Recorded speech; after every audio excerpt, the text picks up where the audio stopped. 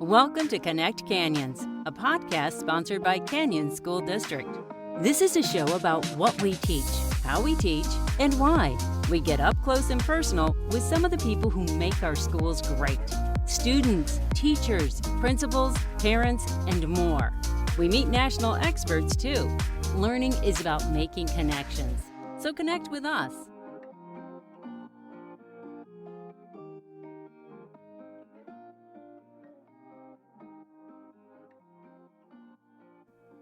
Hi, you're listening to Connect Canyons. This is Jody Guennessy, your host.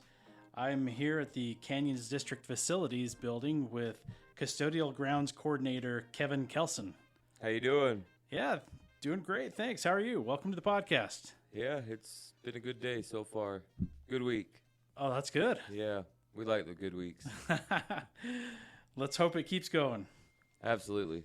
So we have the custodial celebration coming up. October 2nd is the National Day to honor custodial workers. It's now, so I've been out in the schools doing that. We've been subbing a lot because we're short staff when it comes to subbing in the schools. So I had the opportunity to sub over at Oakdale last week, and it was fun. It was fun to go back and kind of get back into that routine again, if it was only for a day. But yeah, I enjoyed it. I look forward to going back. But just everything that Custodial Grounds has to do with, we have our finger on it. We in the buildings, the maintenance to IT to custodial to rentals, Custodial has their finger on all of that, and they're involved in it heavily. And so we're here in a large part just to support the AFMs and the custodial staff that are out in those buildings.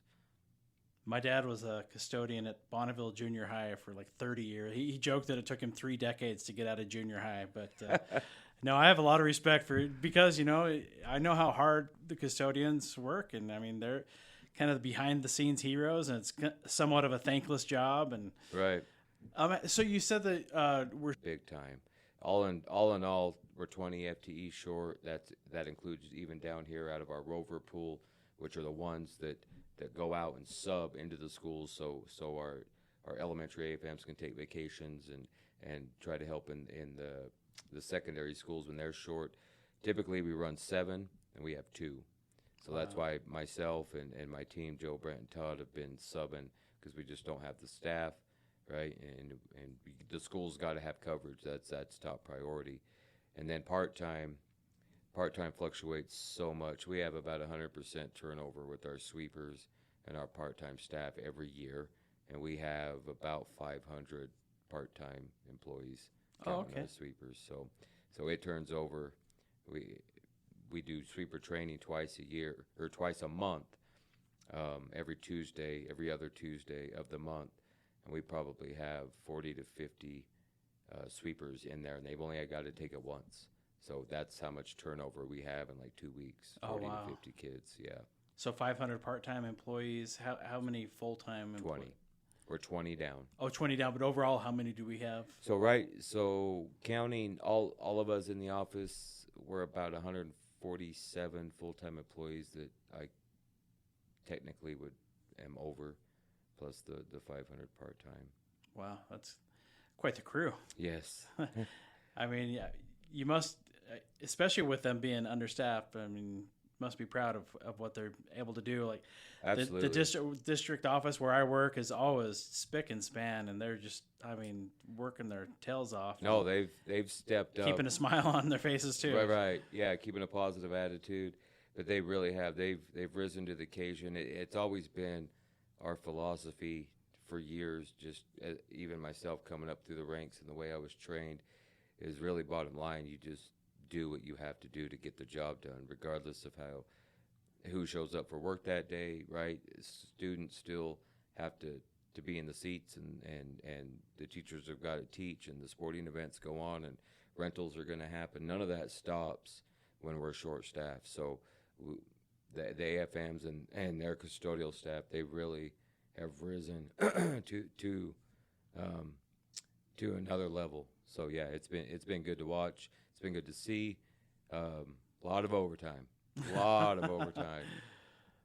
Don't tell Leon. No. We'll keep that between the two of us. So,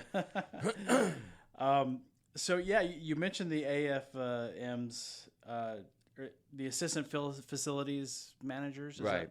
What exactly is does every school have one of an assistant that is kind of oversees, like maybe the lead custodian, you might call them? Head custodian. So every school has an AFM, an assistant facility manager, because technically the principal would be the facility manager. So the AFM, head custodian, is kind of the terminology we used back in Jordan days. The title change came 5 or 6 years ago because it was just kind of more in line of what our job was, right? It was a lot more than cleaning. So as the assistant facility manager, every elementary has one, and then they just have their sweeper crew at night. Middle schools have one, and then they have what is called a lead custodian, who is afternoons, and they come in at about 2:30, kind of differs, but most schools run a 2:30 to 11 p.m. shift to handle all the after-school activities, to really get all the school clean classrooms. And then there's 2 assistants that come in with that lead. So that lead custodian is kind of the afternoon supervisor. And then, like we talked, the high schools are staffed at 10, so they've got the AFM in the morning, then they have a lead that is in the afternoons that kind of oversees all the afternoon events, of course, always under the AFM's direction. Some of the times the AFM will stay, just depending on the size of the event and what's going on. What would you say the biggest challenge that our custodial staff has, aside from maybe being a little understaffed? What just the routine of the job? What do you think maybe the biggest challenge, and maybe the biggest reward as well? So really, there's multiple things, but the biggest challenge, the rentals and the sporting events, is really every year just seems to climb more and more and more. There is so much. Our high schools never shut down. Like they are cities that are just running. The alarm really only gets set maybe Saturday night to Monday morning, yeah, early. Sunday's really the only day that no one's there. Rentals will go till midnight, 1, 2 in the morning by the time a custodian is out of there, and that started at 7 a.m. on Saturday morning.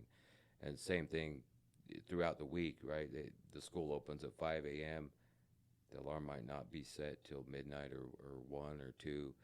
And so there's just a lot going on, trying to keep up with it, to juggle all the needs of the schools while trying to get the schools cleaned, while maintaining the grounds. It's just a lot. And then these newer buildings, right? A lot of them, we're adding 30, 40, 50,000 square feet, right, to a building. Some big buildings, yeah. Yeah. A lot of stairs, too, in some of those new high schools. Stairs and glass. So, but like we said, all of them, they've risen to the occasion. They've owned it. They've really taken ownership of their building, and it's been great to see. What's the hardest part of a building to keep clean? Is it like the cafeteria, the restrooms, hallways, or all of the above? So depending on what school, high schools, I would say the sports areas, just because they're used nonstop, right? All the sports that go on in the high schools, there's always someone in the weight rooms and in the gyms and in the field houses, whether it's football, baseball, basketball, lacrosse, soccer. It's ever rotating, so trying to schedule time to get in there and get cleaned. The restrooms are our biggest concern. Even during this short staff, that's the thing we tell our AFMs, that has to be cleaned every night. If you got one person there, they're cleaning restrooms, right? Then if you got 2 people there, put them doing something else, emptying trash, but the restrooms have to be cleaned every night. Yeah, that makes sense. Highest priority. One of my favorite things when I'm talking to custodians in our district, I like to ask them if they've ever seen any extra, paranormal activity, I guess I should say it. And it surprises me how many have claimed to have seen a ghost, or have heard a ghost, or at least like strange bumps in the night. And have you ever experienced that or heard the tales of? I haven't heard too much. I will tell you, at Bingham, the Bingham High, now in Jordan District. When I first started there, we had a graveyard crew, and we had one individual that had been at the school for years. He was an older gentleman, and there was a tell there at Bingham that it was haunted by ghosts. The media center that was in the middle of the school, it was bordered by hallways, had windows at the very top of it, and there was some employees that would walk the halls at night and would not look up.